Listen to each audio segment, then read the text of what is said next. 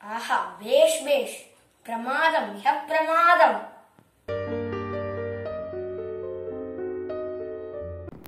கிருஷ்ணா அர்ப்பணம். இன்றைக்கி பட்சணம் பண்ணுறதுக்கு இந்த உளுத்தம்பருப்பு, வெள்ளை உளுத்தம்பருப்பு எடுத்து வச்சுட்டுருக்கேன். அதை வறுத்து வச்சுக்கணும்.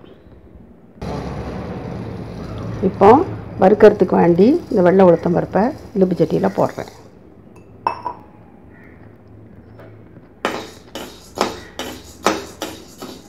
இதை சிம்மில் வச்சு அதை மீடியம் ஃப்ளேமில் வச்சுக்கலாம். வச்சு வாசனை வரந்தானே வறுக்கலாம்.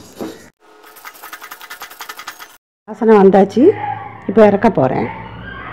இப்போ வாசனை வந்ததுக்கப்புறம் வேறு ஒரு பாத்திரத்தில் ட்ரான்ஸ்ஃபர் பண்ணிப்போம். இப்போ அதை வறுக்கிறோம் இல்லையா, அது ரொம்ப சவந்துடப்படாது. வறுக்கும்போது அது வாசனை வந்த உடனே அதை கேஸ் ஆஃப் பண்ணிவிட்டு உடனே ஒரு தாம்பாளத்தில் ஆற போட்டுருந்துடணும். இப்போ இதை ஆற வச்சுருக்கோம். இந்த ஆற வச்சதை ஒன்றை எடுத்து வாயில் போட்டால் கடுக்குன்னு இருக்கும். அதுதான் அதோட பருவம். இதை மிக்சியிலையோ இல்லது மில்லுலேயோ கொண்டு போய் மாவாக திரிச்சின்னு வரணும். வறுத்து வச்சுருந்த பருப்பை இந்த மாதிரி திரித்து வச்சுட்டுருக்கேன். முறுக்கு செய்ய போகிறோம். முறுக்கு செய்யறதுக்கு பச்சரிசி மாவை திரித்து அரிசியை திரித்து வச்சுருக்கோம். அதை ஈரரிசி மாவுனா எப்படின்னா, ஈரரிசியை 1.5 மணி நேரம் ஊற வச்சு அதை தண்ணி இல்லாமல் வடிகட்டி அதை கொஞ்சம் நேரம் கழித்து திரிச்சிக்கணும். அந்த ஈரப்பசத்தோடு தான் இந்த ஈரப்பசையான நைஸ் மாவாக வச்சுக்கணும். இதில் 2 டம்ளர் அப்படி போடுறேன். நல்லா சலிச்சிக்கணும். 2 டம்ளர் போட்டிருக்கேன். அதில் இந்த உளுத்தம்பொடி ஏற்கனவே திரிச்சு வச்சுருக்கோங்க. உளுத்தம்பொடி, அந்த உளுத்தம்பொடி இப்போது 1/2 டம்ளர், 2 டம்ளர் கோபுரமாக அரிசி மாவு போட்டிருக்கோம். அதுக்கு 1/2 டம்ளர் எதால் அரிசி மாவு போட்டோமோ அதுக்கு 1/2 டம்ளர் உளுத்தம்பொடி போடணும். கொஞ்சம் பெருங்காயம் போடணும். இதுக்கு தேவையான உப்பு போடணும். இப்போ அதில் ஒரு டேபிள் ஸ்பூன் நெய் விட்டுட்டு இது அவ்வளவு பசஞ்சிக்கணும்.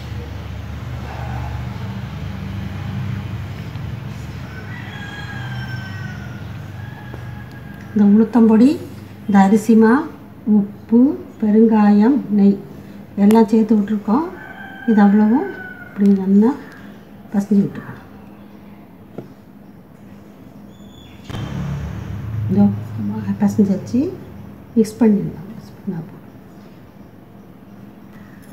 ஈரரிசி மாவு அது. இதில் கொஞ்சம் கொஞ்சமாக தண்ணி தெளித்து பசஞ்சுக்கலாம். கொஞ்சம் கொஞ்சமாக தான் தண்ணி விடணும். அதே தண்ணி விட்டுட்டு அப்புறம் தண்ணியாக போயிடும். பார்த்து கொஞ்சம் கொஞ்சமாக தண்ணி விட்டு பசங்க. இதோ முறுக்கு மாவு பசஞ்சாச்சு. இந்த பருவம் இதோ கையில் ஒட்டாது. ரொம்ப தண்ணியாக இருக்கக்கூடாது, ரொம்ப கட்டியாகவும் இருக்கக்கூடாது. இதோ இப்படி எடுத்தால் இப்படி சுத்தம் வரணும். தேங்காய் எண்ணெயை தொட்டு பண்ணணும். அதுதான் இதுதான் பருவம்.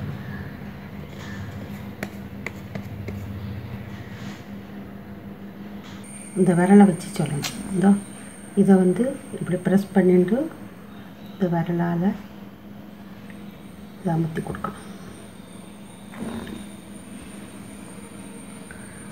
இந்த கட்டை விரலை கொண்டு அமுத்தணும்.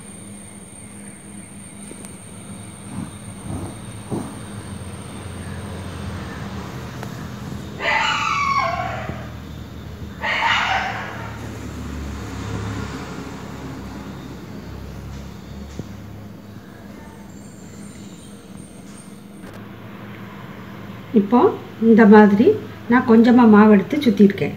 உங்களுக்கு பெருசாக வேணாமானா இன்னும் கொஞ்சம் மாவு எடுத்து பெருசாக சுற்றிக்கலாம். எண்ணெய் சுட்டாச்சு.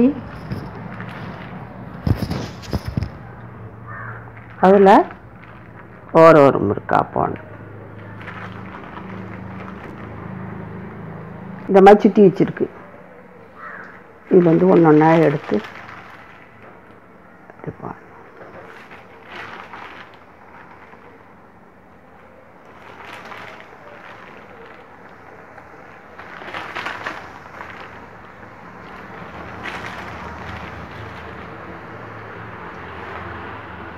வெந்துருக்கு. இது நல்லா வெந்துட்டுருக்காது. இப்போ திருப்பப்படாது, ஒரு நிமிஷம் அப்படியே விட்டுட்டு போட்டு இதை மெதுவாக ஒன்றொன்னா எடுத்து அப்படியே திருப்பி போடும்.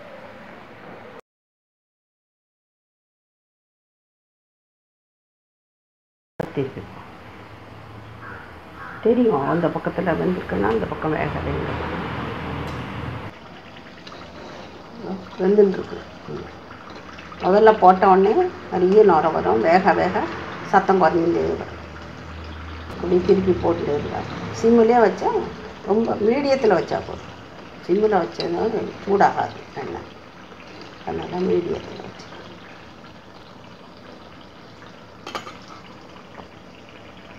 இந்த சத்தம் ஃபுல்லாக அடங்கணும்.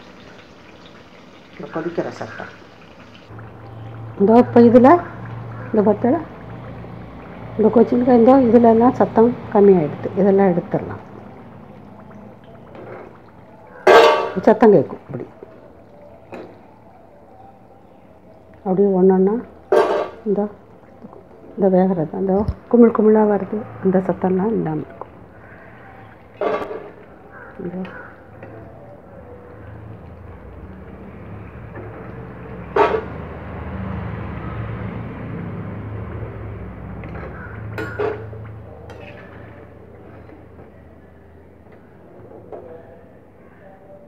இதை மாதிரி எல்லாத்தையும் எடுத்து போட்டுக்கலாம். ஒரு கம்பி இருந்ததுன்னா கம்பிக்குள்ளே கோர்த்து தொங்க விட்டுக்கலாம். இப்போ இந்த பச்சரிசி முறுக்கு ரெடி ஆகிடுது. சாப்பிட்டு பாருங்க, நீங்களும் செய்து பாருங்கள்.